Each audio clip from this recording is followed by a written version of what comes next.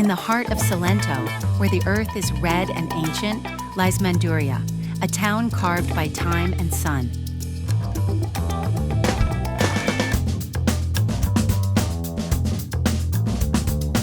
Behind its stone walls and winding alleys, echoes of Messapian warriors still live, guardians of a land shaped by resilience and pride.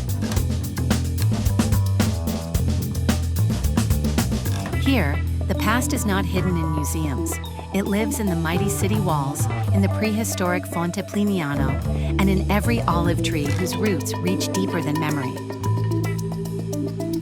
The Chiesa Madre rises solemnly in the heart of the town, a symbol of devotion anchored in centuries.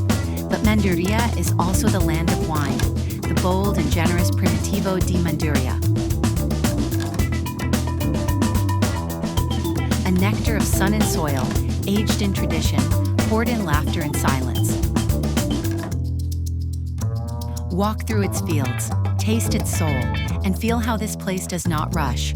It ripens like its grapes, like its wisdom. Manduria is a whisper of the past and a toast to the present.